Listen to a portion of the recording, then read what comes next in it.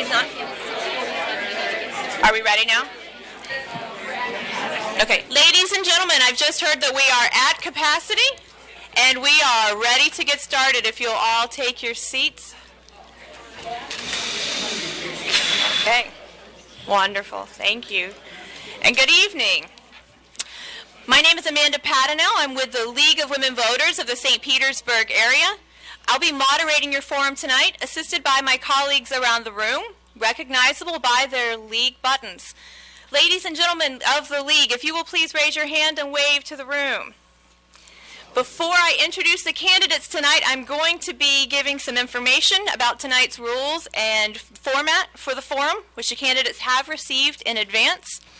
But as we go on, I want you all to remember and recognize that all of the questions asked this evening come from you, the audience. So if you haven't yet already given your question and you have an issue pressing on your mind you'd like to hear about, just raise your hand and one of the volunteers from the League will be happy to bring over a card for you. And I want to say how very impressed I am to see all of you here. The room is beyond capacity, as it is every time I have been here to Gulfport for a candidate forum. And tonight, in the driving rain and the dropping temperatures, I think it's especially impressive. So kudos to all of you here in the audience. And what we're doing here tonight is helping to provide for an informed electorate. And that is one of the most important missions of the League of Women Voters, and it's a priority that obviously you all share by being here tonight. So if you're not already members, and I saw several hands that are members here, but if you're not, I encourage you to join us. There is information at the back of the room, just outside of the room, I guess. And it's also available online at lwvspa.org. And remember that since 1974, we have welcomed gentlemen into our membership as well. So please join us. Voter registration for the March 13th election closes on February 16th. Early voting will be held at 3 Supervisor of Elections offices from March 5th through the 13th, and as usual, vote-by-mail ballots are available upon request. The City of Gulfport, as many of you probably already know, is divided into 4 wards. Each is represented by an individual council member. The mayor is the 5th member of the council and presides over the council meetings, which are held the 1st and 3rd Tuesdays of each month. The 5-person city council is elected citywide by all voters, and elections are held yearly. The 4 council members serve 2-year staggered terms. The mayor is elected for a 3-year term. Tonight's forum will consist of 2 parts, the first 45 minutes of which will be dedicated to our candidates who are running for city council seats in Ward 1. Then we'll transition directly to the next segment dedicated to the mayoral candidates. Here's a basic format for the council and mayoral portions of tonight's forum. 1 minute will be allowed for replies to the audience written questions that I will be posing to the candidates. If a question is specifically directed to a single candidate, the opposing candidate will have an opportunity for a 30-second response if they choose to do so. There will be no opening remarks tonight. Each candidate will, however, be allowed a minute and a half for closing statements at the end. The order of closing remarks has been determined by a coin toss. And now for all the fine print. The views expressed by the candidates do not represent those of the League of Women Voters or this forum's sponsor, the City of Gulfport. Please, if you haven't already, turn off your cell phones. If they make noise during the forum, I am free to ridicule you publicly. We ask that you all hold your applause until after all of the closing statements because we want to be able to get all of the questions in and all of the responses heard this evening. All audio and or videotaping of this forum is prohibited without the express prior permission of the League of Women Voters. A panel over here is reviewing the questions for legibility, clarity, and applicability. We'll use as many questions as time allows tonight. If your question does not get asked, I encourage you, please seek out the candidates after the forum tonight. Seek them out in the future before Election Day. I'm sure they would both be happy to hear from you and to answer any questions that you have that we're not able to address this evening. We're always sorry when we're unable to ask every question, but we're really gratified by those strong civic engagement on all of these issues, especially seen here in Gulfport. So before I introduce the City Council candidates, I would like to remind everyone that these races that we are discussing this evening are both nonpartisan races. Now let's welcome the two candidates running for Ward 1 council seat, April Thanos and Dan Lidke.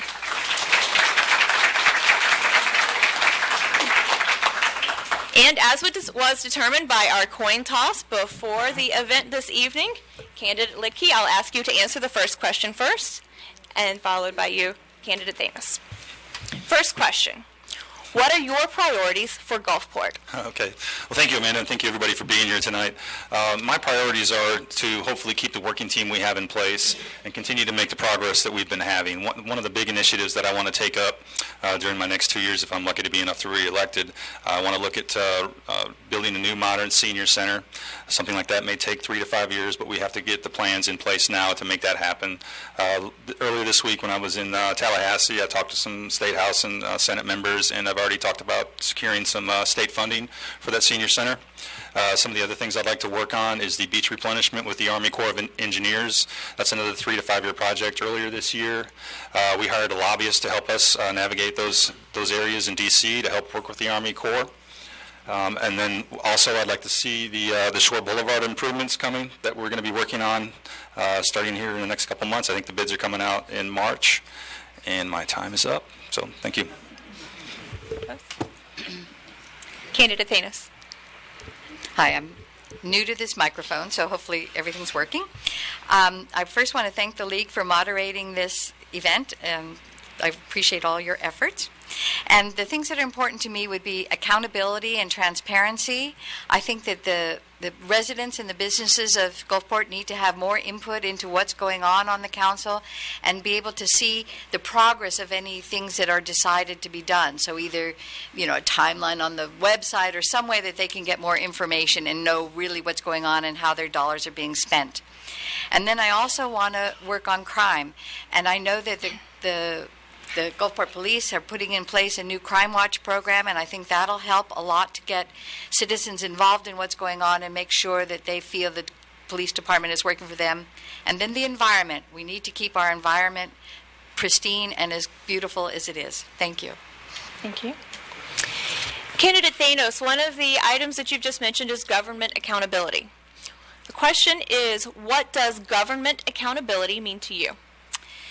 Thank you. It means that everybody has input into the process, and also that they can really see that their views are heard, and that they can tell that the council is being responsive to them, and that they can see once a decision's made, again, that how it's going, where we are in the process. Are bids out? Have we spent any money?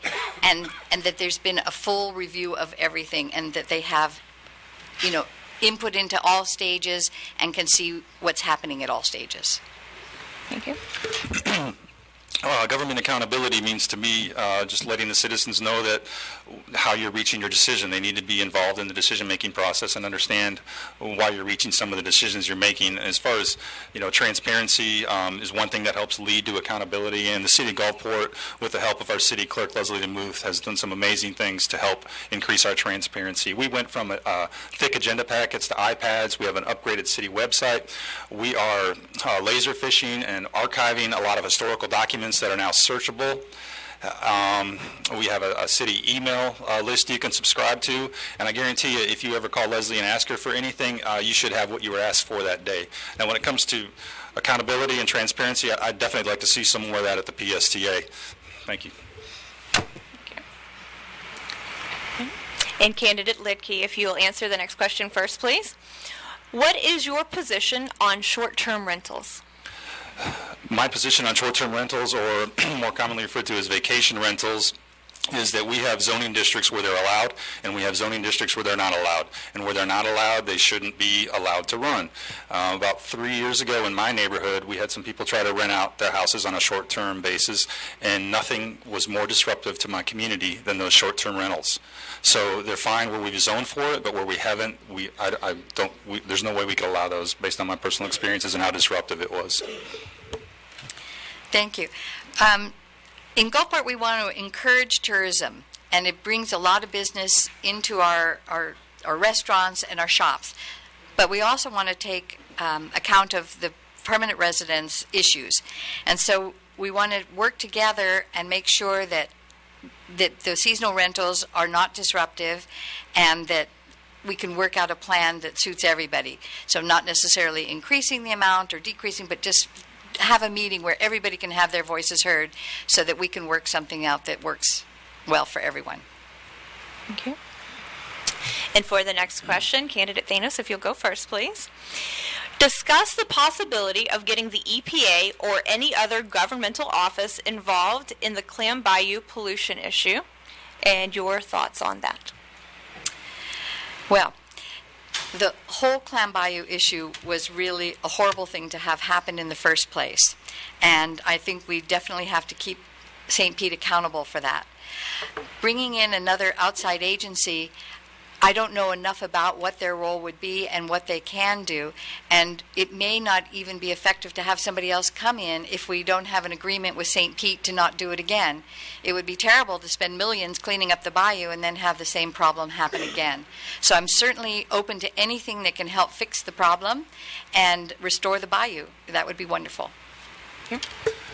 So the question was about getting the EPA involved specifically, right? And I know that the Florida DEP has already been involved, and I don't know at this time if it's prudent to go to the feds. We're still doing some research, and we've worked some plans to do the testing and check on the things that we need to. When the governor declared the state of emergency, he basically let St. Pete off the hook. We spent money on our attorney trying to research how we could potentially sue St. Pete, and we found out there's nothing we can do. We can go to mitigation. So when it comes to the EPA, I'm not sure we're ready for the feds. I'd like to work with the state of Florida a little more. If the EPA wants to step up and offer some help, that would be great. We might be looking into that, but I don't think we're at that point yet. Well, Florida DEP seems to be doing what we need them to for right now. Okay. Okay. And if you are elected, what would you do about the speeding issue on 59th Street South by residents and workers entering and exiting the PYCC? This is an ongoing serious safety issue for residents on foot and in cars. Well, if we have an issue with people that are driving too fast, all we do need to do is bring those issues to our chief. He has the power to reallocate resources to put the focus he needs to or sees that he needs to in that area. There's nothing I will do personally other than convey that message to the police because I'm not in law enforcement. That's our chief of police's job. But I would definitely reach out to the chief of police and see if he's interested in allocating some more resources or special spot checks in that area. But you're right, 59th Street, it's kind of a shortcut for people going down to Town Shores or wherever. They don't like to go up to 58. They just zip right on down 59th, and I know it causes some issues down there, but I would get the police involved in that. Okay. Mm-hmm. Thank you. Well, I actually live on 27th, so when they come down 59th, they turn down 27th. So we're well aware of this issue. And there's other streets in Gulfport where it's an issue. Gulfport Boulevard, even Beach Boulevard with the buses sometimes and delivery trucks and stuff. And I think people have to realize that we have a lot of people walking their dogs in the street and elderly people, and we need to make sure that people are not speeding. And again, correctly, it is the police department that would have to do something about it, and maybe posting signs that say more about being careful of your neighbors, and having the police take it on as a more serious issue. Thank you. The next question, Candidate Thanos, if you'll start, please. Can you please tell us what endorsements you have, if any, and why you think they're important or not important? Okay. I've been endorsed by the Democratic Stonewall Caucus and also by the Democratic Environmental Caucus and the Gulfport Democrats. And I think that the Stonewall Democrats are important because we have a lot of lesbian and gay residents in this city, and equality and everything to do with making sure everybody has equal access to all the facilities and things that Gulfport has to offer is really important. And the environmental one, because we're a beautiful city on a beautiful bay, and we need to keep that going. We rely on tourism, and we all enjoy it ourselves. And so it's critical that we keep the environment clean and work on everything that we can. Trees, permeable pavement, anything else that we can think of to keep it good. Thank you.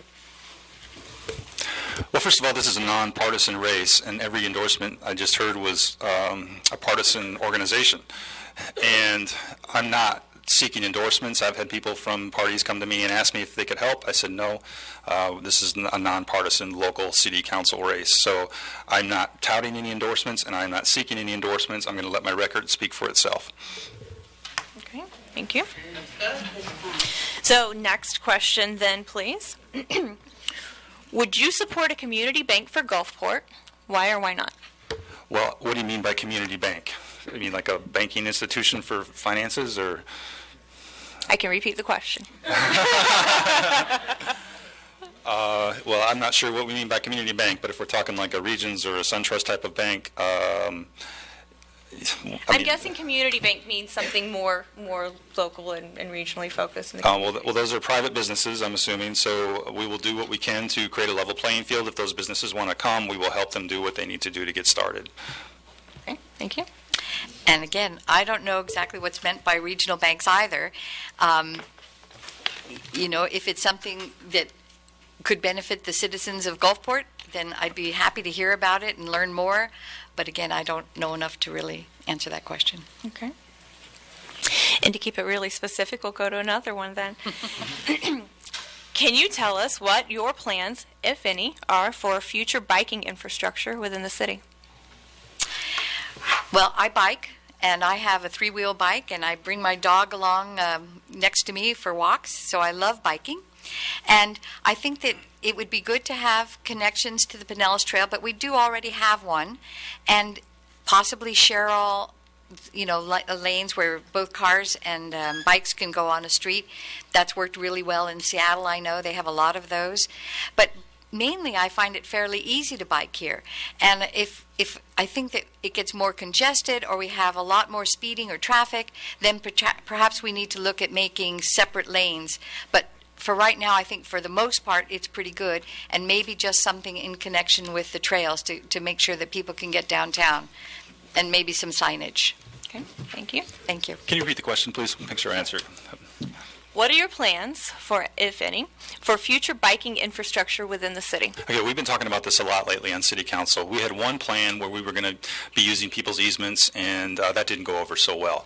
And part of the reason around that was the letter that was sent to some of those folks. It really wasn't worded correctly. I think the city could have done a better job in how we communicate with some of our residents. It's one thing to be transparent and have all this information accessible, but it's another thing when we're dealing with complicated issues, and I think the city needs to do a better job in reaching out and explaining some of those things before we get people worked up like we did. So we've scrapped that initial plan to use people's easements, and now we're going to try to do a bike path with street markings connecting Clam Bayou through the marina area and then into downtown. And then eventually, through Climber Park, we hope to build another marked spur to get people into downtown. So we have plans in place, and I think they're going to move forward with the second proposal. I haven't heard a lot of pushback on the second proposal. Okay, thank you. So the next question refers specifically to a recent citizen survey, if you're familiar. Mm-hmm. The comments received from the recent citizen survey, are you familiar with them, and what, if anything, did you take away from them? I am familiar with the one survey that I've seen. I don't know if there's more than one, and a lot of the issues on there were related to Clam Bayou and the environment. I read through all those comments. I wish more people would have taken the survey. I think there was an email that reached somewhere around 4,000 people, and it looked like only 60 people responded. So I've read all those comments, so if you took the survey, thank you, and thank you for putting your comments in. But a lot of what we heard on there are things that we know and are on our radar. So, and thank you for whoever put that survey out. Thank you. I'm not familiar with that survey, but I know that there was a town hall meeting. And at the town hall meeting, the things that I heard were about environmental issues in general and about keeping the infrastructure, working on that and getting it fixed up so that we can have less sewage being processed by St. Pete and keep our costs down, trees, and some crime issues, but the biggest thing was about infrastructure and making sure that we allocate enough resources to infrastructure. So that's what came out of the town hall one, which had a pretty good attendance. So I think it would be reflective of what people were thinking. Okay, thank you. Candidate Thanos. Gulfport Elementary is rated a D school. What, if anything, do you believe the city of Gulfport can do to alleviate the situation? So clearly our schools are part of the county school district, but we also have a lot of our students that go to St. Pete schools and at Gulfport Elementary come in from St. Pete. So I think we need to work with St. Pete and the school district to make sure that the students are getting all the resources that they need. And when I spoke with the principal of the elementary school, he said that the biggest thing he needed more than money was mentors, and that the more mentors that we could get from the community to help be in the schools, that would do the absolute most for him to make his children more successful. I agree with candidate Thanos. I think we need more mentors in our elementary schools. A lot of the children that go to Gulfport Elementary don't have parents. So a lot, they get all their meals at school. They don't have a solid family. So if you can go to Gulfport Elementary and be a mentor and, show these kids what it's like to respect adults, that'll go a long way. I can tell you that Principal Pribble at Gulfport Elementary is one of the best elementary school principals we have. We're lucky to have him in Gulfport, and with his leadership, I think we can get off that D grade and move in the right direction. Mm-hmm. The city currently has, according to this audience member at least, I have not verified or fact-checked this, 118 full-time equivalent employees. Do you believe that that is currently about right, too large, or too small? Well, you can't really look at it at an aggregate level. You need to be looking at it department by department. So to ask me whether 118 is enough for a city this size, I don't know. I'd like to look at it department by department. But when I go through the city, I don't see a lot of people standing around. It seems like everybody's always working and doing something. Typically, this is a small city. We're typically operating with the bare minimum we need to get our job done. So the short answer, I don't know if 118 is too much or not enough, but by department, I could probably answer that question, and I know there's probably some places where we could use a few more folks, but 118 is not a lot of people for a city this size. Thank you. Same question. Again, I'm kind of similar. I don't know if that's too many or too few. I think if I'm in office, then I'll be able to see better how our departments are doing and whether they do need more or less people. Maybe there's some people who could be allocated better, but I really don't know that yet. It certainly works within our budget, but possibly there's a better use of people. I just don't know that yet. Okay. Thanks. Thank you. So candidate Thanos, I'll ask you to begin this question, please. What are you going to do to help both new and existing businesses in Gulfport? Well, I would really like to encourage more business. I went up and down down 49th and on Gulfport Boulevard and Beach Boulevard talking to all the businesses that I found that were open when I was there. And I found that a lot of them feel that there's too much red tape and problems with signage. And I think we need to encourage entrepreneurs and businesses. It brings in jobs. There's a lot of empty storefronts. Maybe we could work with some of the landlords to see about getting people in there, and that would help with crime, because if you hire people and the businesses are more active, it keeps more activity on the street and people more eyes on the street, and that can help. And I think cutting red tape would be the start of that. To help new and existing businesses, I'm not hearing a lot of complaints from businesses about red tape. I can tell you that pretty much every business on Gulf and Shore is occupied. And if we want to create new businesses, we have to create new demand that necessitate those businesses. Things like a bike path, a nicer waterfront. Those are the things that will help attract people to our community. And, what would follow after that is the demand and potentially the need for more businesses. As far as helping new businesses, we're just going to keep doing what we can to create a level playing field. If there's issues with getting through the building department, we have a great city manager. We can work through those. So I'm going to leave it at that. Okay. Thanks. And we've had a couple of environmental questions come up, and this is where environment meets home life. In your opinion, is our city water safe enough every day that you feel confident in using it and drinking it without a filter? Yes, I do. I mean, you can. Nothing's going to happen if you drink our water. We test it all the time. It comes from St. Pete, so St. Pete's drinking the same water we are. But it does make sense to have an RO system in your house. It filters out all the impurities. There's nothing wrong with filtering out your water. But I would feel safe, and I do drink the city water without a filter. Okay. Thank you. I do drink my city water as well. And when I moved in, they had people, that come out and test your water, and they, of course, told me there are things that could be done to improve it, but nothing that was unsafe, And so I think it's perfectly fine to drink, and I drink it all the time. Okay. Candidate Thanos, what is your opinion regarding permitting golf carts on our streets without a license plate?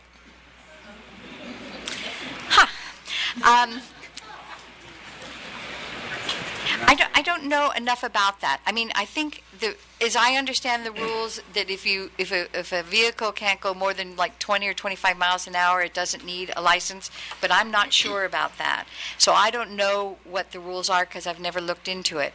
But most of the time, when I see people driving golf carts on the street, I don't see an issue with it. I don't see them being unsafe or driving fast or doing anything that I would think would be harmful, but I don't know enough about the issue as a whole.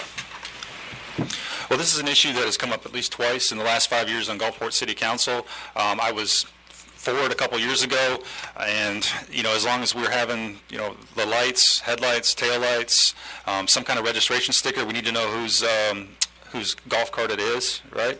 But the chief of police does not like that idea, and since we talked about it a couple years ago, I've heard other stories from law enforcement that tell me how dangerous it is, and it usually results in an immediate fatality if you get hit on a golf cart. So, and then the other issue is, can we cross county roads? I don't know that we can if it's not a licensed vehicle. So that would mean only half the town might be eligible to have a golf cart, and that would make a lot of people north of 22nd really jealous. So if we can't do it citywide, I know some council members weren't for it at all, but I don't think we should be permitting golf carts without the proper safety vehicles or license or registration. Okay. So the next question is, the city's domestic partner registry has only 45 entries, and not one new one has been added in the past 2 years. The state requires that the registry, if it exists, be kept as a permanent record. Is it time to get rid of Gulfport's domestic partnership registry? If nobody signed up for it for 2 years, it almost doesn't make sense to do it here because it doesn't give you the protection you need when you can do it at the county level. I don't know that leaving it on the books causes any harm. I think it's fine to leave it there. I'm happy that we passed it unanimously a few years ago, but I don't think we need to be spending time taking anything off the books related to equal rights. Basically, I agree. I think now, luckily, it's statewide legal to marry, and so you don't probably need it, and that's probably why people haven't been signing up for it recently. But certainly, there's no reason to get rid of it, and I don't think it would hurt anything to be there. And I like anything that encourages equality. So, okay, thank you. Candidate Thanos, what % of your time is available to serve as an elected official based on your other commitments? Well, I do have to walk my dog and go to exercise class, and then I'm all yours.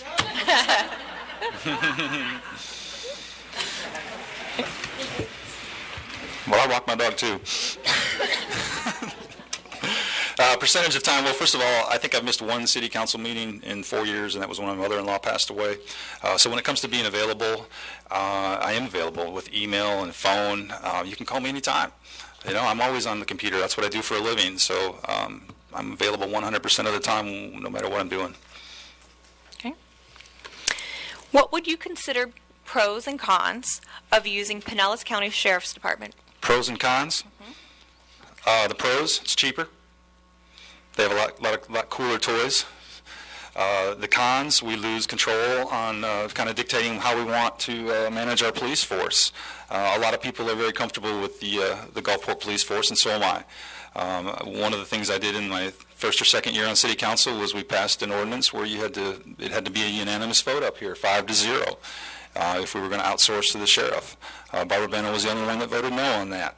So the other cons are a lot of people are rotated in and out of the sheriff, so they're not really familiar with the area. Like one of our Gulfport police officers drive by an address, he sees a window open that's not normally open, he's going to stop and get out and check it out, whereas the sheriff maybe doesn't have that type of familiarity. So the only pro to doing the sheriff is they have cool toys, and it would be cheaper. But there are far more cons to it. Thank Yeah, I don't have access to the information to know that it's cheaper. I'll take your word for it. And I'm sure they do have cool toys. But from everything I've heard from people I've talked to, they're pretty happy with the police department. And, you know, there may be one or two things, but that always happens. And I think they're doing a good job. I'm anxious to see this Crime Watch program get into place. And I know that people weren't happy with even outsourcing the dispatch. So having people who are familiar with our streets and what's going on here is important. Thank you. Candidate Thanos, I'll ask you to begin the next question, please.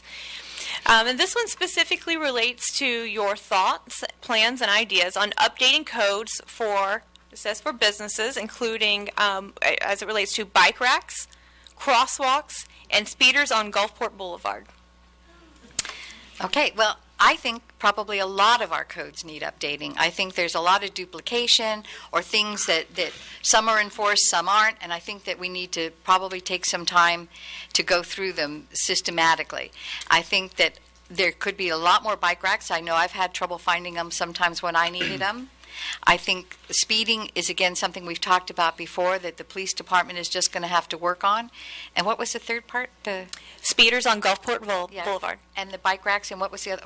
Crosswalks. Oh, crosswalks. I know that when I was on the neighborhood council, we wanted more crosswalks. And the thing that we were advised was to be careful. You had to be careful because people get an illusion of safety when sometimes the people are going to speed right past them. So unless you put the blinking lights or something that's, you know, consistent all the way around, but if you do that, then it could be good. Thank you. As far as codes and related to bike racks, about the only thing I think maybe is relevant is you can't lock your bike up there overnight. We are adding and have added mini bike racks throughout town, and if we continue with the trail, we'll probably have to add some more. We have added 2 crosswalks. Unfortunately, somebody last night wasn't using it, but we do have 2 on Gulfport Boulevard. And as far as speeding goes, there again, that's something we need to get our police involved with. There's no codes that we can add to speeding. The speed limit is 35 on Gulfport Boulevard. I mean, what more codes do you need for that? I don't know. Okay. The next question is cleaning up the beach. How are you planning to go about it? I'm not sure if this means related to the St. Pete sewage spill or what we mean by this one, but we rake the beach twice a week. And other than that, I mean, if that's specifically all the question means is how do we clean up the beach, I think we're keeping it pretty clean. If you're seeing something otherwise, then you need to tell the city manager and we'll get on it. Okay. Again, I know also Gulfport Neighbors has, I think, monthly cleanups on the beach, or quite frequent ones, but mainly the water needs to be clean. And, you know, I know the city's keeping track of that, and people can look on the website any day and find out if the water is safe. But it's going to relate back to whatever has to be done to fix up Clam Bayou, whether the water is going to be safe. Thank you. How do you see the relationship of City Council to the city administration? Well, I'm not on City Council yet, so I'm not quite sure. But it seems that they work well together. And I think that sometimes maybe the council gets more direction or a lot of direction from the city manager and the people that work for him, which that's where you're going to get the main input on how departments are running. But also it has to work the other way around too, and they have to take direction from the council, which I'm sure they do. But I won't know till I'm really on council how that works. Okay, thank you. Can you tell us? Do I get to answer that one? Oh, I'm sorry. I suppose you can. Go ahead, Okay, please. thank you. Thank you so much. I only need a minute. Okay. I think just about all of us up here have a very good relationship with our city manager, Jim O'Reilly. I feel blessed to have him as our city manager here. And he does an amazing job for us. He works long, late hours. He has the full faith and trust of all his employees, his peers, and me. So as far as my relationship goes with the city manager, I'm very happy with how it is, and I hear a lot of good things from other people on how their relationship is with him as well. Okay, very good. I told you I'd mess up somewhere. It's okay. Tell us, please, what your thoughts are on reducing the feral and stray cat population in Gulfport since the city passed on the opportunity for a fully funded shelter. Well, we have Pinellas County Animal Control Services for that. So if you have an issue with animals in your neighborhood and you're not getting the response you want from Pinellas County Animal Services, then you need to come to the city manager, and we'll walk over to Pinellas County and ask them why there's an issue. Well, I didn't know we turned down a fully funded shelter. That seems a shame. But I would say adopt. I know that I took 2 kitties out of an alley and adopted them, so I encourage people to do that. But also, I think we need to maybe look at a shelter, but I don't know enough about that, and certainly, of course, the animal control would deal with it, and there's other rescue people who do, and, you know, would get them fixed and re-release them sometimes or find them homes. Thank you. What is your position on cleaning cluttered and trashy yards? I'm for it. So we have code here to cover that, and I think neighbors need to be vigilant to just call the city and make sure that they're enforcing the codes that exist. It does make everybody look better when all of our yards are tidy, and so I'm for that. And I hope that the city is responding accordingly to complaints when they get them. Well, cluttered and trash yards affect everybody's property values, and it results in a lower tax revenue for the city. So basically right now, about 10% of our code violations are complaint driven. So if you have a cluttered or trashy yard near you and it's not being resolved, chances are maybe our code enforcement guy just hasn't gotten by there to handle it. So feel free to give our code enforcement department a call to handle that. So, but we do need to address that. We don't just let that stuff go. Okay, thank you. So the next question is related to your experience. So if you will please share with us your experience, and it says here national, international, and corporate, and how you will apply it in Gulfport. National, international, and corporate. And corporate, okay. But I'll go ahead and say that any other experience may apply here as well. Well, I've worked in D.C. For many years. The first 5 years I lived in Florida, I commuted back and forth to D.C. Monday through Thursday. I've done work for the U.S. House of Representatives. I've done work for the Department of Defense. I've done work for Orbital Sciences. I've done work for 3 of the nation's top 10 largest school districts. And then on the local level, I've also done some work for Hillsborough County District schools and the city of Gulfport, of course, right? On the international level, I have not done any international work, so I don't have any experience on the international level. Thank you. Well, I've worked for Maersk, which is the largest shipping company in the world, and I started with them in Seattle, went to London, Liverpool, Sydney, and Brisbane, Australia.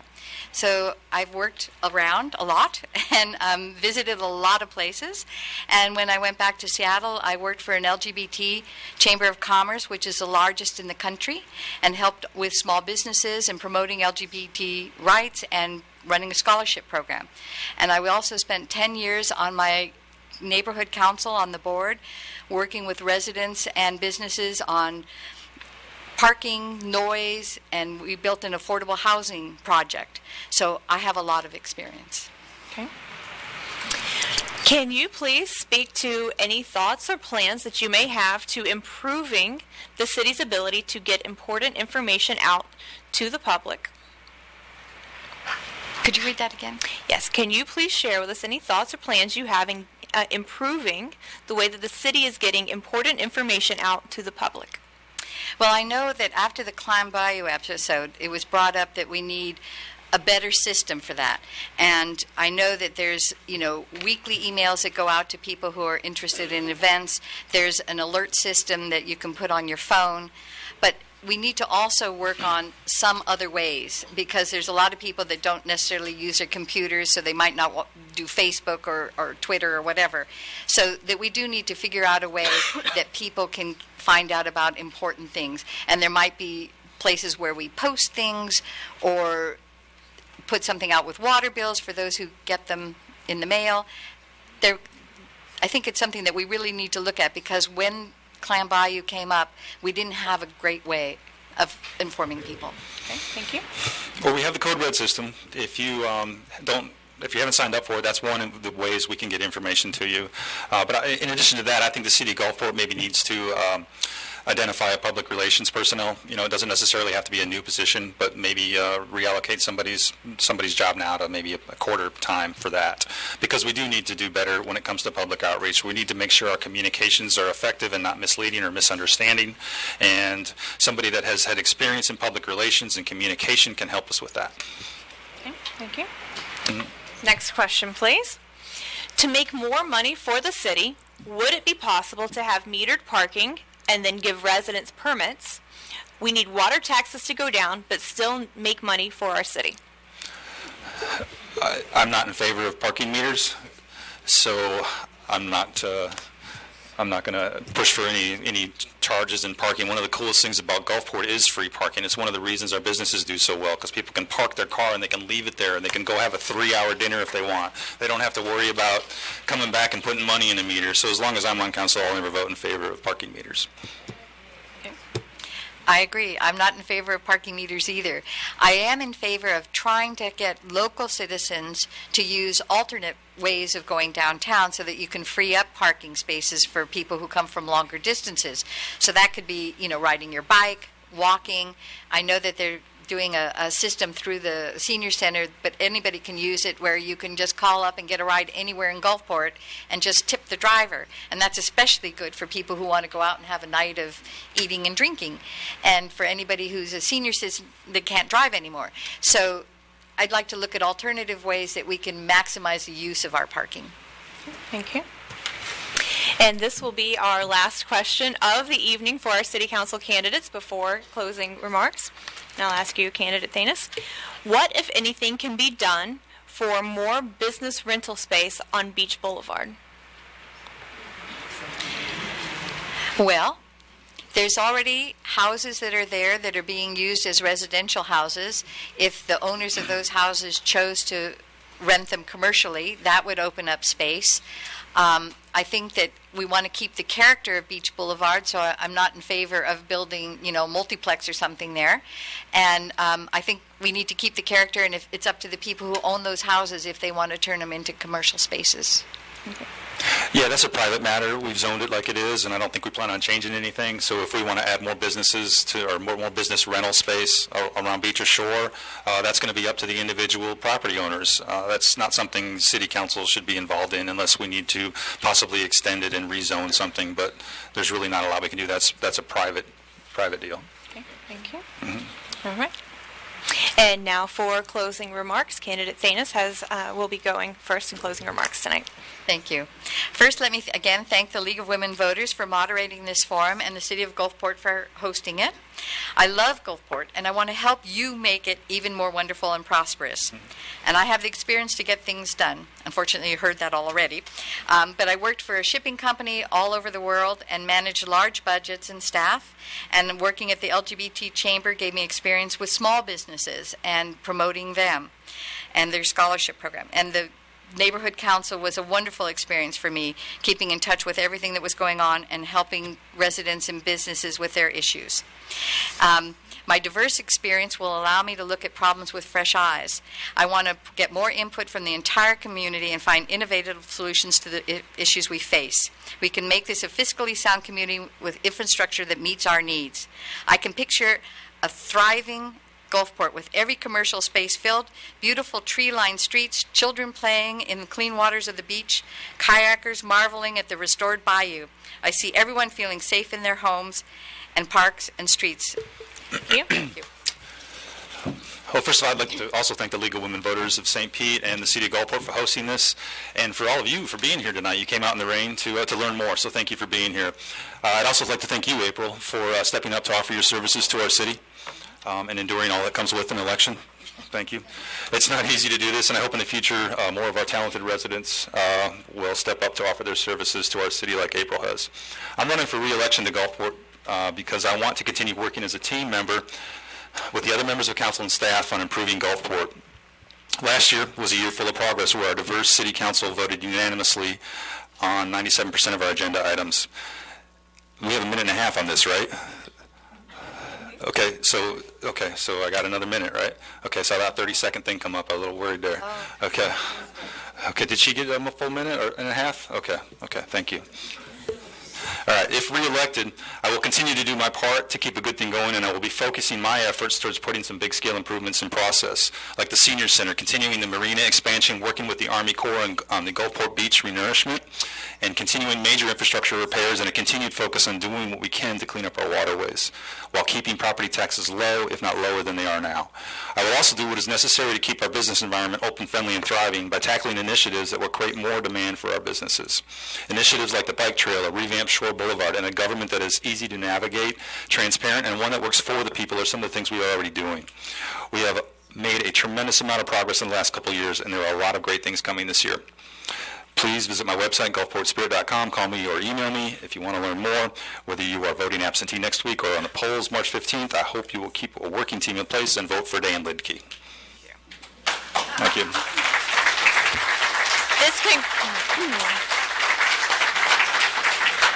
This does conclude the first portion of our program this evening. I'll ask that you all stay in your seats, but before our mayoral candidates come up here, let's give one more round of applause for both of our council candidates, please.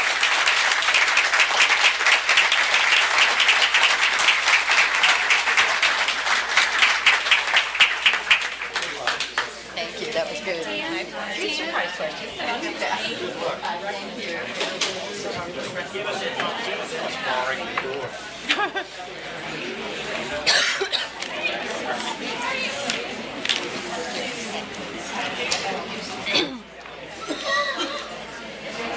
Okay, ladies and gentlemen, if you'll please begin taking your seats so that we can resume our program this evening.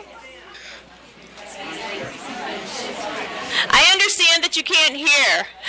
That's better? Good. Ladies and gentlemen, I'll ask that you please take your seats so that we can begin to move on with our program this evening to hear from our mayoral candidates. Fantastic.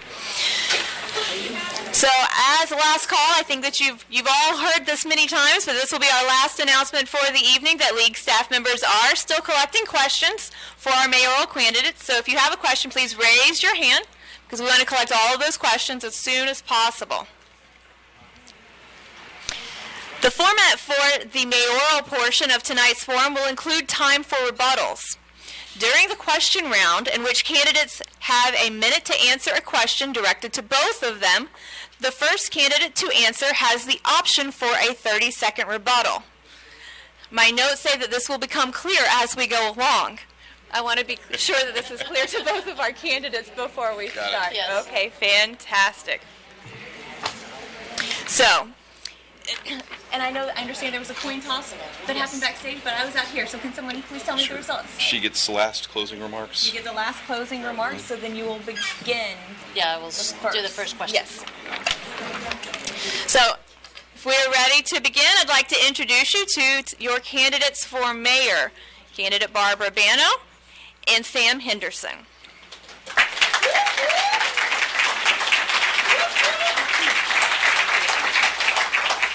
And as a reminder, I know we're all excited to be here, and I love the enthusiasm and the participation, but so that we can keep the rest of the program moving smoothly, I'll remind you to please hold your applause, if you can, till the very end after our closing remarks.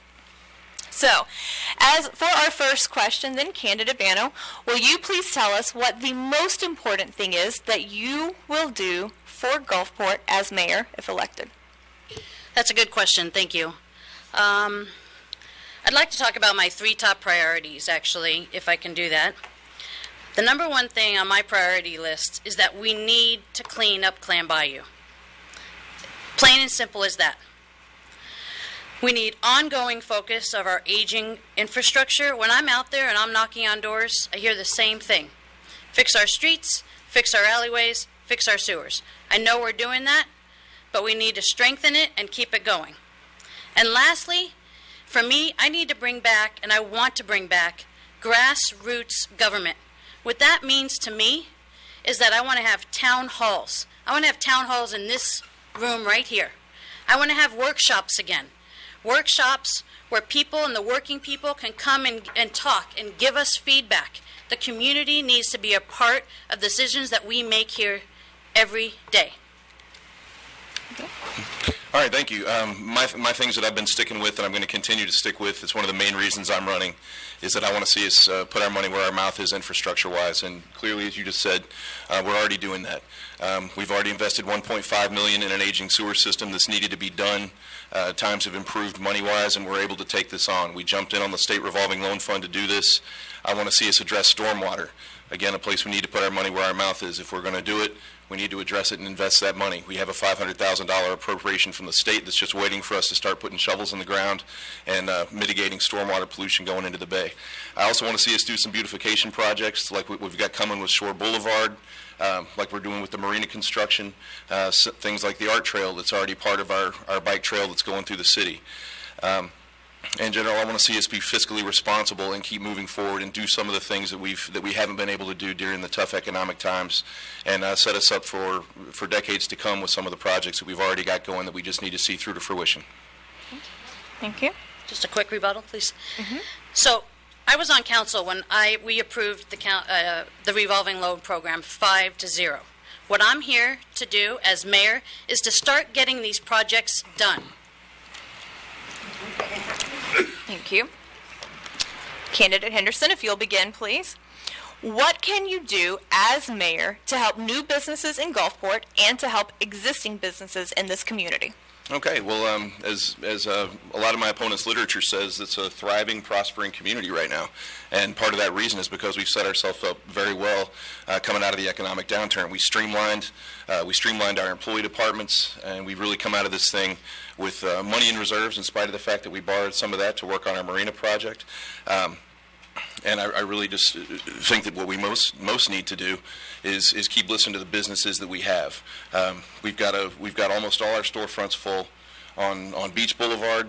Clearly, we're a good climate for business. We weren't talking about parking problems 5 years ago, and we're talking about them now. It's because people are coming. And I'd like to see us do some more transportation things to get people into town and also address the parking issue. Bring pedestrians in, bring people in on bikes. That's why we're talking about doing this trail system. And other than that, I think listen to the business community in general about what they'd like to see get done. And when somebody comes in new, try to walk them through that process. Nobody knows firsthand the emotion that goes into opening a small business. What I would like to see right on our city website are links to make it easy and accessible, that it makes it easy for people to choose to open their businesses here in City of Gulfport.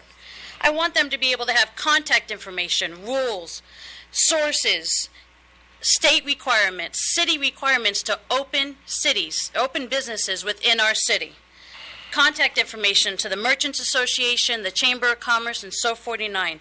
For existing businesses, I don't think that was a minute. I mean, you... Really? Are you rebuttaling? No. Is it a rebuttal? No, that was her first response. Carry on. Sorry. Okay. Sorry. All right. That's okay. For existing... It's okay. You can come work for me. For existing businesses, nobody knows the struggles that we go through better than me. And I want to make it easy. And I want to be there to support the businesses and to do whatever I can to make it easy. I am Vice President of the Chamber of Commerce, and I am on the board for the Merchants Association. I am out there. I will fight for our businesses, make it easy for them to run their businesses, and keep costs down. Okay. Candidate Henderson, now for your 30-second rebuttal. Okay, my only 30-second rebuttal is I'm not unfamiliar with business either. I work for currently 2 of the businesses in Gulfport, and I've worked for a couple others. I'm familiar with who the owners are. I'm familiar with how it works. I'm familiar with the service industry. So I hear from them. When a business owner has a problem, they are not shy about approaching me. I'm going to hear about it. And that's the kind of advice that I want to hear. That's the kind of guidance that I need. So when that happens, as always, I encourage them to come and talk to me about it. And if someone's new, we'll walk them through the process. I mean, we don't keep this a mystery. We're very clear when a business comes to us, we try to get them through that process. Okay, thank you. Candidate Banna, I'll ask that you begin the next question, please.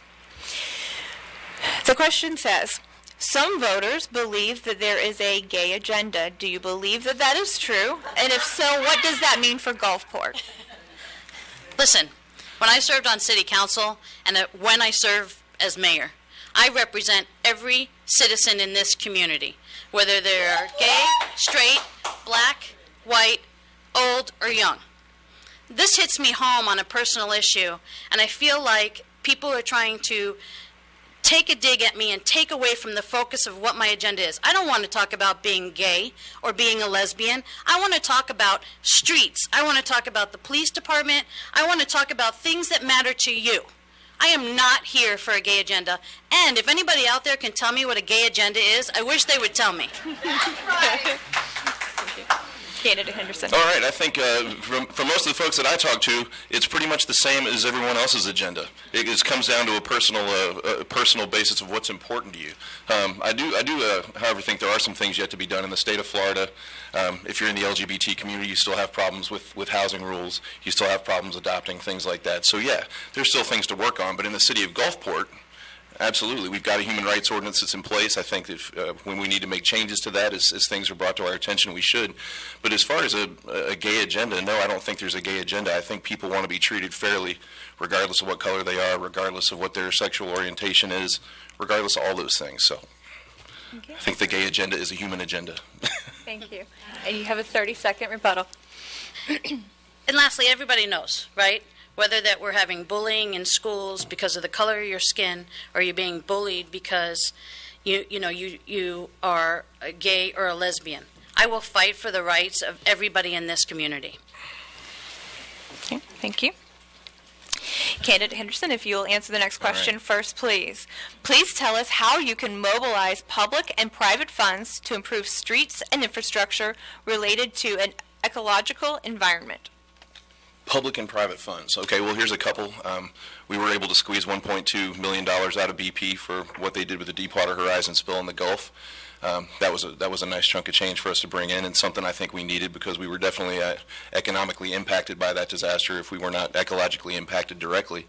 And as far as public and private, we've done a great job getting federal money, $400,000 brownfield grant that's still ongoing, state money, $110,000 for floating docks, community development block grants, the $300,000 that's going into the Shore Boulevard improvements, the $180,000 from the County Library Cooperative for our library, $200,000 from the state that I hope we still get to complete a trail program that everybody's going to be happy with, and also appropriations from the state, $250,000 from Representative Peters for the culvert replacement in Pasadena Yacht and Country Club, $500,000 for the stormwater mitigation project on 49th, not to mention taking advantage of the state revolving loan program for sewers. So we are taking advantage. It's not as easy to get grants as you think, and we're knocking it out. Thank you. That's a long track record, and I was happy to be a part of some of those initiatives while I served on council. It is about going out there and getting funds so that we can properly balance our budget and utilize those funds in our budget properly. And the county, the state, and the federal money, the government has money out there for us to utilize. Regarding grants, I think we should try to go and apply for every grant possible we can. There's one thing I want to add to that. We need to apply for these grants the proper way. When we go and we want to apply for a grant, and we want to put in bike trails, we want to put in floating docks, we want to do anything that impacts the citizens of this community, we need to go out and have town halls, bring the people into this community, and talk about those grants. Talk about the impacts that it's going to have to these citizens. Get your feedback. We need to do these processes right the first time. Stop the roadblocks. Let's do things right. Let's apply for these grants and utilize them the way we should be. Okay. I may take every rebuttal available. I'm not sure. We'll find out. Sure. But anyway, there's been a lot of talk 30 about transparency. So my philosophy on transparency with the city is that it's our job to keep a big, clean window into what we do.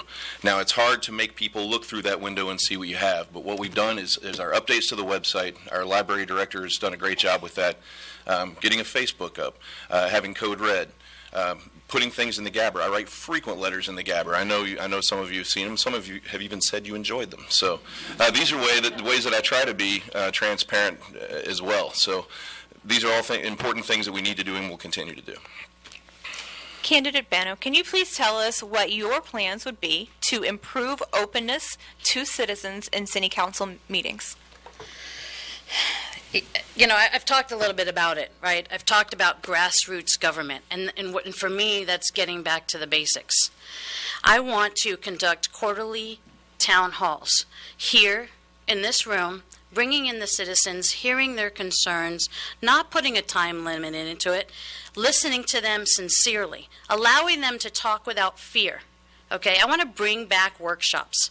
Workshops, they're far and few between. When I served on council, we came to these meetings and we came to these workshops and we spent hours discussing them, open discussions, good discussions, listening to the people. This is a small town. That's why I call it grassroots government. It's small town government. And that's what we're lacking. We need to be able to listen to you. I can't do this by myself. I want to hear what you have to say, and I want to hear your ideas, and I want to hear your thoughts. Okay. First of all, workshops have not gone away. We had one on Friday. We will likely have another one very soon. We have these 9 months out of the year for the budget, the biggest document that we pass, a $27 million total budget. So we workshop that multiple times before we ever pass a budget. And when we have meetings, and a perfect example of a town hall, a lot of you in this room were here when we talked about the bike trail. We listened. We scrapped the original plan and backed off of that. And we still, at this point, are still taking input. We put off the vote. So we're still waiting to hear. Okay, thank you. We did spend $80,000 on the cost for that grant of city money before we actually put a stop to it. And if we would have done those town halls sooner, then that we wouldn't have spent that money.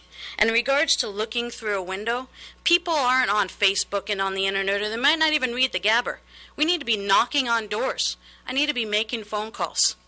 I need to be out there talking to people on the streets, accessible to you, and hearing your feedback. Thank you. That's it. Okay. Next, if you will begin this question, please, Candidate Henderson. Are you in favor of raising wages to $15 an hour in Gulfport? Why or why not?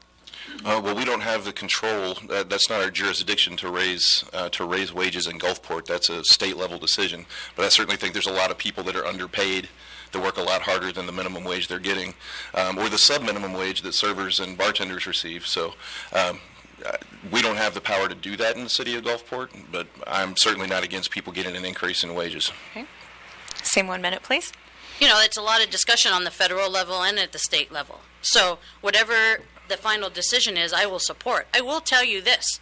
I have 19 people currently on my salary, and I pay them for the hard work, and they deserve every penny they earn. Now, do I think 805 is a little bit too low to be able to maintain a cost of living? I absolutely do. Okay? So I pay for my people for the quality and the exceptional work that they provide to me. Thank you. Rebuttal? No, we got no rebuttal on that one. Fantastic. All right. So then, Candidate Bano, if you'll begin, please. Stormwater and lack of sewers are creating an ugly and dangerous street issue. What are your plans, and who will make sure our priority is the sewer system? Well, I think it's us that needs to make sure that, you know, the sewers are the priority, right? I mean, like I said, I'm out knocking on doors, and it's the sewers that are problems, the streets and the alleyways, and it's the flooding. Shore Boulevard in heavy rains, they're flooding all the time. We have residents from town shores that can't even walk down the street to buy a Diet Coke or eat a hamburger at a local restaurant because the streets are flooded. I think we have a responsibility to the citizens to make sure that their quality of life is a good quality of life. And I think that's up to us. And that's what I'm hearing out there from everybody. They want us to be able to listen to them, hear what their priorities are. It's not about what our priorities are. It's about what your priorities are. It's not about what I can do for the city. It's about what we can do for the city. Thank you. All right, thanks. And first of all, we need to understand, distinguish between sewers and stormwater. Totally different systems. Stormwater is the runoff. Sewers are clearly what goes down your drains at home. I'm going to mention again, because I'm proud of it, you know, by the time we get to the summer, we'll have committed close to $5 million to repairing sewers. That's a big deal. When it comes to stormwater and the issues we have on Beach Boulevard, one of the things I'd love to hear is ideas on how to fund that repair, because you've seen the city of Miami has spent millions trying to pump it. In a city our size with a much smaller budget, there are some risks that are just inherent to living 2 feet above sea level on Shore Boulevard. So we can certainly talk about how we're going to redirect some of that water, but in the end, when you're 2 feet above sea level, you're going to struggle with water when you get heavy rains and high tides. So I mean, some of those things are just going to constantly be issues. Now we can work on cleaning stormwater that goes in, but we are going to suffer with heavy rains. We're in the subtropics here in Florida, and that's one of the things that comes with being here. But we'll certainly try to amend those things as we can, fix the storm sewer systems when they're broken, and address it as it comes along. Thank you. The one thing I know I'm an expert at is cooking eggs. Okay? I'm not an expert at storm water, but I'm also not afraid to go out there and talk to experts and listen. You know, we have residents and we have citizens that are upset about the flooding that we have going on. There may or may not be a fix to it, but I think we need to go out there and ask the experts if we can, and we need a leader that's going to do that, and that's going to be me. Thank you. Candidate Henderson, how do you believe your endorsements reflect you as a better choice for mayor? Well, I was encouraged to have them. I mean, we clearly both go through the process. I was proud to have the Stonewall Democrats support me. The Pinellas Realtors Organization support me. The Democratic Environmental Caucus support me, and both of us as well. I believe we're co-endorsed on that. Anybody who chooses to support me, I'm encouraged, because it means that I'm doing something that they like. So generally, I'd just as soon people go to my webpage or talk to me about what we've done. But honestly, I'm proud of the folks that have endorsed me, and I wouldn't ask someone to endorse me who I wasn't proud of some of the work they've done. Okay. So when I decided to run, I went and I started knocking on doors. And I started talking to people about me running for mayor and what my thoughts and my ideas were. I didn't make phone calls for endorsements. When we go through this process, we get phone calls, and we're asked to fill out applications, and we're asked to go and conduct interviews. And I followed that process out of respect of all the different organizations, and I still respect them today, whether they endorse me or not. Let me tell you about my endorsements. I am a local candidate who has local endorsements. My endorsements are those people that vote for me, the endorsements that people are knocking on, the people that are knocking on doors and making phone calls and volunteering for me. Those are my endorsements. I have endorsements from business owners. I have endorsements from Mayor Mike Yates, who served as mayor for 22 years in this community. I'm a local candidate running for a local office with local endorsements. If I'm not mistaken, you did indeed go and do some of the same interviews that I did. Yep, I said I did. And I've also got local endorsements. I'm here knocking doors a lot from this side. I knock a lot of doors too. That's how I got here in the first place. And also, I'm very happy to have folks like Ken Welsh and Janet Long, Charlie Justice, some of the folks on St. Pete City Council who like the way I've addressed that problem that we're still trying to work out with them regarding sewage. So when somebody comes in and offers to endorse me, I accept them on it, because to me that's a statement that they think I'm doing a good job and they want to support the work I do. Thank you.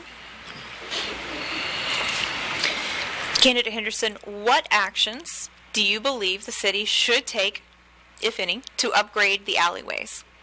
I think we should make those transitions into alleyways a little smoother, and I think the ones where we really get the big potholes, we need to address those quicker. I do not think that we should pave them. They're intended to for garbage truck travel. I mean, that's why they're there. And also, I know it's not the greatest thing in the world, but when your alley is below grade from your yard, that's where the water's going to go. If we build alleys up to grade and water drains off into your property, I'm not sure if that's going to be a good solution for residents. So, and also that comes with a big price tag when you talk about paving them, and I'm not sure that I haven't heard enough feedback from people that everybody wants a paved alley. So I'd much rather address them as far as grading them in the order that they need it most, in a priority order. But that's about it. I don't want to pave them. That's not what they're for. So alleyways, they're used by heavy trucks, heavy machinery, right, city trucks, but they're also used by our residents. So what I think we need to do, and I would like to work closely with our city staff, our city manager, Don Sopek and his team, who do a tremendous job, and come up with some kind of annual maintenance schedule. So if we can go out there and we can fix some of those alleyways, and then those alleyways are going to be driven no matter what we do by that heavy machinery. But what we need to do is we need to have an annual schedule of maintenance to keep up with it. because it's not going to change. I mean, we need our alleyways. The garbage gets picked up back there. You're pulling into the back of your yard back there. We need to come up with strategic planning in regards to how to keep up with the maintenance so that the longer-term goals doesn't impact the city and doesn't impact you and your inconvenience. I'd just like to say that we do have a maintenance schedule, and that's largely driven by people telling us what needs the most work. So I think making an annual maintenance schedule every year and sticking rigidly to that wouldn't be the best thing to do, because we're going to need to fix those as they're damaged. When people call and let us know, we pass it along to Public Works. I agree with you. We got a great Public Works department, and they do a good job. So we need to hear from you when something's becoming unmanageable. And if the garbage trucks haven't told us first, which happens also, we'll get to those and address them as they come up. Thank you. Next question, please. Can you tell us what happened with the bike trail? What were the problems in the past, and what are the solutions looking forward? The problem with the bike trail is we shot for the moon on the bike trail. We wanted to put in something really nice that connected us to from the Skyway Trail all the way to downtown, and then north to the Pinellas Trail. So we had our big town hall. I call it the Wild West Town Hall, and everybody showed up. I think we might have had one person in the room that supported it besides me, and then a whole lot of people that had input, and also were very unclear about what was going to happen. So we took input from that. We changed our plan based on that. And what I was saying before is that we've put off the vote on alternatives that were a lot less intrusive into the right-of-way in front of people's yards, but still trying to meet the demand of our cycling community, our pedestrian community, and give us that connectivity for non-motorized vehicles that we need. So I think basically what we've done is, when we realized this was going to be a big problem, we increased how we were going to notify people, and we spread out that timeline so that people had time to interact with us about it. And at this point, we're still taking input from people, and that's greatly decreased. I think most people looking for us at this point have gotten us, but we're still looking. So the first thing I want to say, and I want to make it clear, and I hope that everybody really hears what I have to say. I am a proponent of bike trails, okay? The problem I have is that we've gone from conception to construction, with just like that, with no citizen input, and that's when we had to pull back the reins. We forgot about the processes and the procedures and engaging the residents. We invested money on these grants and these grant applications before we even talked to anybody. That town hall was talked about after we've already been approved for all these grants. Listen, as mayor, what I want to do is I want to solicit your feedback, then apply for the grants, and then move forward. Is the bike trail that we have planned the best one we have? I don't know. But I know that there's cyclists out there, both recreational and advanced cyclists, that could be able to give us the feedback and make it the right trail for what is best for this city. We need to do things right the first time, not have to go back and continue to fix and continue to hit these roadblocks. All right, so addressing that, we started talking about this bike trail when I ran 3 years ago, so this is not a new topic. And the bottom line is, doing it right the first time, that's great. If someone's perfect and you hit it on the head every time, we learn from our mistakes as a city, and we're changing based on community input. So I think that's the way it's supposed to be done. And you know this, you sat on this council. You can't go to someone and say, I'd like a grant for something with no specific idea of what it is. You have to pitch them a proposal. So if you're going to try and get grants, good luck with getting one by just saying you have an idea. Thank you. Candidate Bano, if elected as mayor, what will you do to tackle the issue of crime in Gulfport? Listen, there's crime in Gulfport, and I want you to know that I am going to take crime very serious. As mayor, it is important that I focus on crime within the community. This is what I want to say. Right now, we have 2 resource officers at Bogosiega High School, and we have a resource officer on 49th Street. And our police department, they're doing everything they can to keep our community safe. I would continue to partner with the city of St. Petersburg. I want to focus on prevention, not just watching, but crime prevention. What that means is that we need to work with our youths, and we need to focus on protecting our seniors. And we need to be a part of the solution. I think our chief and our police force are doing a great job, and we need to be a part of the solution and pull together as a community and stop this crime.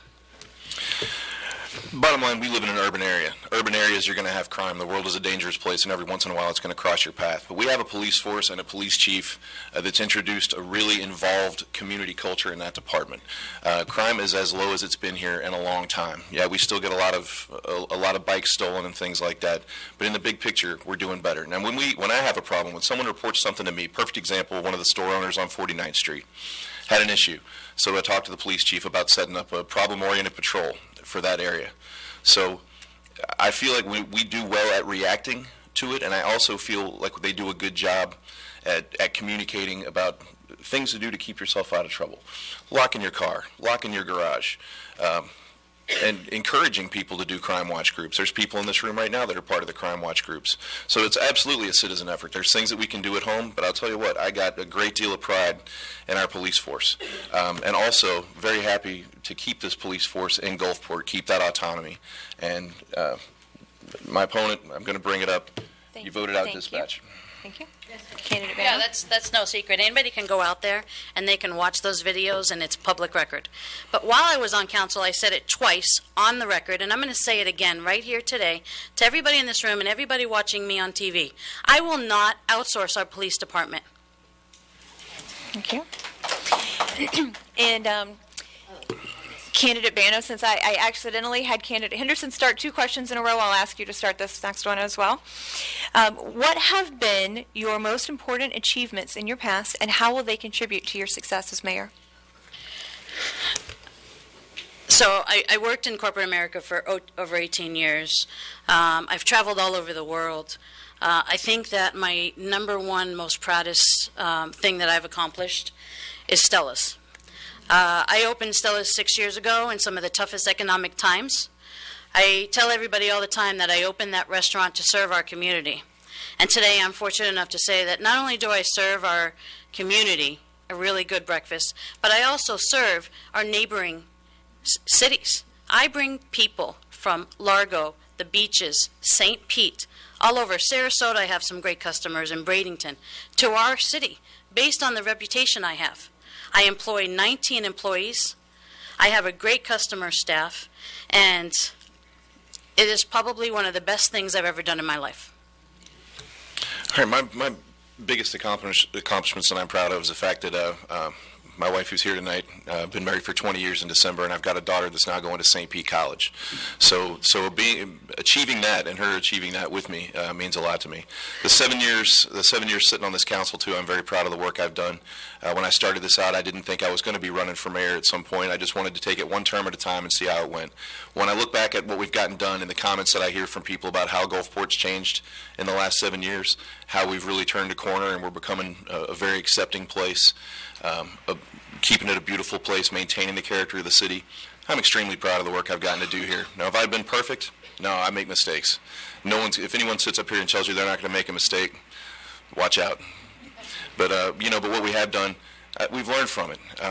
We've done a great job of the relationships I've built in this city, the relationships I've built regionally with people who support us, talking about outside partnerships, have gone a long way, and I look forward to continuing that.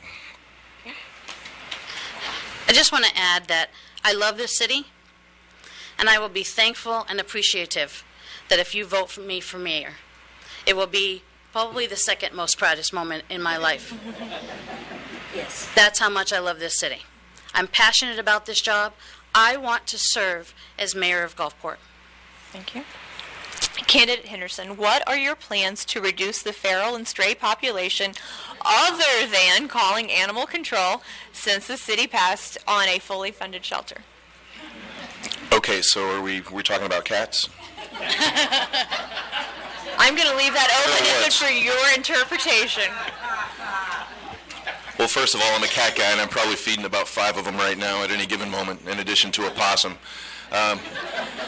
Yeah, I was very disappointed that we weren't able to work that out with the very nice ladies, a neighbor of mine who wanted to open that shelter. But there's a lot of considerations to take into account. You got to think about the neighbors who live there. We didn't have proper zoning for it. What I'd really like to see is the county loosening up their rules about how they can do neuter and release programs for feral cats. At least that way you're not doing something unhumane. You're not putting cats down, but you are stopping, making a generational gap, letting the animals be released. So I wish we had done it. I wish we'd been able to do it, but that not being done, I'd just like to encourage the county to take on programs like that, and maybe for us to allow some of those people to do it here and see how the program works. Thank you. I have cats throughout my whole neighborhood. My neighbor feeds the cats. During the MLK Day of Giving, I chose to volunteer at the Pinellas County Animal Shelter, and it was my first time there. And this is what I'll tell you, because I learned a little bit about it that I was really excited about. They are able to hold up to 600 cats, 300 dogs, and they're never at full capacity. And the most important thing that I want you to take away from this is that they're a no-kill shelter. And they find foster families for the animals. They find different shelters for them, and they always are adopting out any dog or cat that they take in there. Now, if you're a dog lover or cat lover, I'm a dog lover. Volunteering is not something I would do there quite a bit. As often as I could, I would, but chances are if I volunteer as much as I want over there, my house will be filled with dogs. I don't have a rebuttal other than please be nice to the feral cats. Let's just figure out a way to get them neutered and release them. Let's don't start doing anything crazy to them. Let's be kind and humane. Thank you. Candidate Bano, can you please address the skate park and potentially moving it to a different location? If we've learned anything from the bike trail and how that whole thing happened, what I'm going to tell you is that we need to go out to those people affected by the skate park. We need to go out to the neighborhoods that are affected by the skate park. Most importantly with the skate park is we need to go out and talk to the kids. And when I'm elected mayor, until I go out and I talk to the neighbors and I talk to the kids, I'm not going to give you a decision. It's important that we listen to them. You know, especially the kids. They're the ones out there. They're the ones playing and being active, and we want our kids active out in the community. So I'm not going to say whether I'm going to move it or not, or one way or another, until we talk to them. And I just want to add to that I can, as mayor, go out and effectively apply for these grants, as well as getting community input. All right. I actually have been getting input from my neighbors about this skate park for 10 years because I live in the neighborhood where the current skate park is, which is now dilapidated. And I can tell you, if you've been walking around talking to the same people I've been talking to for the last 7 years, there's going to need to be a lot of community input before we put it anywhere because it's created a lot of problems over in my neighborhood. And what I will tell you is it's not the people that are there to skate.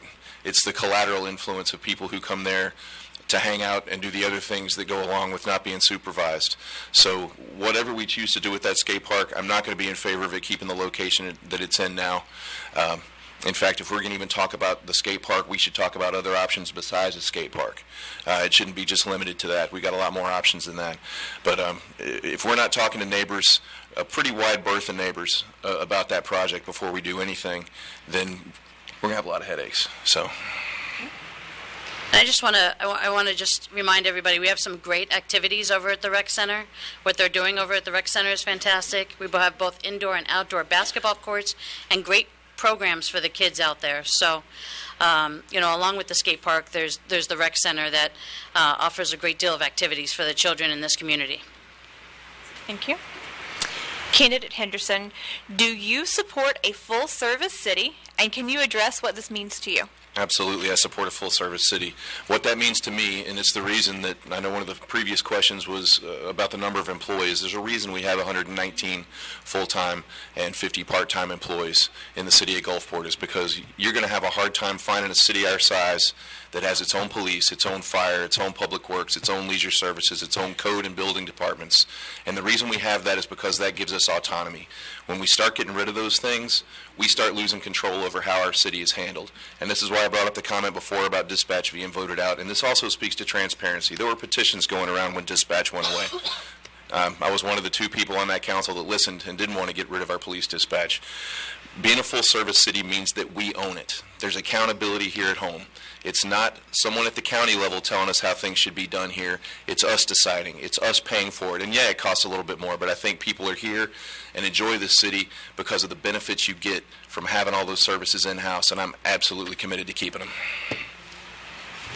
So full service city. It's exactly everything that he just said. I mean, we got the senior center, we have the rec center, we have the sanitation, we have everything that he mentioned, police and fire. What comes along with that is being able to make sure that we keep our costs down, right? We're at a point where we're starting to generate some money for the city. The property values are up. We need to continue to focus on generating revenue for the city so that, for God forbid, we ever experience some economic downturns like we did 5 years ago, we have some money saved that we don't have to impact the local citizens of this community, and we can keep the costs down. Now, 5 years ago when I served on council with some of the hardest economic times, I had to make some of the hardest decisions I ever had. I had to make them when I was in corporate America before I opened Stella's. And I had to lay people off. And it was hard decisions. But I did that so that we can effectively keep the majority of what is important to this city, our police force, our sanitation, our senior center and our rec center, and keeping the costs down, keeping the water costs down. We have fixed income people that live in this city. Thank you. All right. Okay. Do you have a rebuttal? I don't have a rebuttal. Okay, fantastic. So, Candidate Henderson, you're beginning on this. No, sorry. See, when there's no rebuttal, you just throw me off. You promised from the beginning rebuttal. I said I might. This will be our last question before we move on to closing statements. Candidate Bano, can you please tell us how you see the relationship of City Council to the City Administration? When I served on council, I had a great relationship with the city manager, Jim O'Reilly, and the city staff. And I haven't served for 3 years, but I've maintained a good working relationship with them. I see the city staff along the streets all the time. I see them out there at 6 o'clock in the morning picking up trash as I drive into work every morning. So I give a lot of respect and kudos to what they do. And I'm excited, and I'm about the opportunity to be able to work for them. Now, when we talk about current administration, am I completely happy with the administration as it is today? If I was, then I wouldn't be sitting up here today, okay? And I think that as mayor, I can lead this city in a new direction, and I can be the voice of the people. All right, thanks. I think there's always room for improvement, bottom line. But I've got a great relationship with our 3 charter employees. Our city clerk, one of the highest accreditations in the state. Our city manager, who has roots here and has a great vision for Gulfport. Someone who grew up here and wants to stay here and help the city thrive. Our city attorney, who's worked out very well. When I started this job, when I started my council work 7 years ago, we had interim people in the interim chief in the fire department, interim chief in police, interim city manager, interim city clerk. Since then, we filled all those positions with good people, and I think part of this question is based on how do we assess how good they are. I assess it like I assess all my relationships. Every time I have a conversation with someone, every time I have an exchange with someone, and I got a lot of faith in these people. I think we've got great department heads. I think they're very talented people. The reason that we've gotten so many grants in the last several years is because of their skill at doing that job. So I think, yeah, we can always do a better job. There's always things that need to be tweaked, but in general, this machine is not broken. These people work very hard for you, and when I see other cities, I'm just encouraged about how well we do. Okay, so we will now move to our 90-second closing remarks. And Candidate Henderson, you'll give the first closing remark so that Candidate Bano will be going last. All right. So I see a lot of you when you come and sit on another side of a bar from me and order a cocktail, and it's funny how often people want to talk politics once they've got a beer in their hand. But I hope that I've been accessible to you, and I'll remain to be accessible to you. I answer my email. I answer my phone, which is my phone. And when people want to come in and talk to me in public, I'll talk to you. I advocate for us regionally. Just went to Tallahassee this past week. First time in a long time that our entire council went up there. Got a lot of headway with people up there, and hope that we're going to get some good help on bringing solutions to issues like the St. Petersburg sewage discharge. I stayed with this city through the hard times. I came on in 2009 when things were tough. I stuck with it. I stayed here and ran for another term when everything was hard, and we weren't talking about building bike trails, and we weren't talking about beautifying Shore Boulevard. We were talking about how to not fire people. we were talking about how to not reduce your services. And because of the work we did then, and because of how well we streamlined our departments here and how well this council's worked together in the last 3 years, we've made a lot of headway. We do have a diverse council. We got right to left and everywhere in between. But we've got a collegial atmosphere here. We're improving our transparency all the time. And bottom line is everybody that sits up here has a genuine care and concern for the place, even if we're coming from different directions. And I want to see that continue. I got 3 years worth of work that I want to do here again and keep all this good work going and see this place be a place that 20 years down the road when I'm still living here, I can say I helped with that.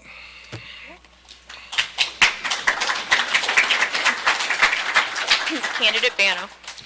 I first want to just really quickly pay my condolences to the Lewis family who lost a member of their family last night. I would like to thank the League of Women Voters, and I would also like the City of Gulfport for conducting this forum tonight. And I want to thank everybody out in the audience and everybody watching from home. We have 39 days to election, and I know that this room is packed because everybody cares about this city the same way that I do. And I know that with Sam and I running up here, you have some tough decisions to make. I want you to know that I am going to continue to run a positive campaign, and I'm going to stick to the issues. I'm going to be knocking on doors, and I will be accessible to answer any of your questions at any time. I love this city, and I'm ready to lead Gulfport. This city has some long-term goals, goals longer than 3 years, and we need somebody that's going to stay up here and serve the people of this community. See these goals through completion. For me, good is not good enough. We deserve to work together for greatness. I am here to finish what I started. I want to serve you, the people of our community. February 9th, absentee ballots will drop. March 15th is Election Day. What I ask you for today is please go out and vote Barbara Bano for Gulfport Mayor. Thank you very much. Thank you.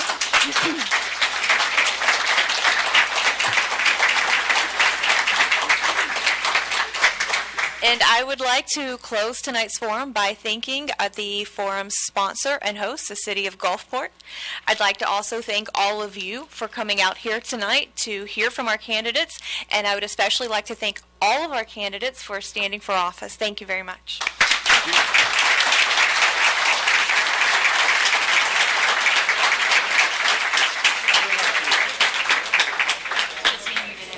Thank you so much. Good luck to you.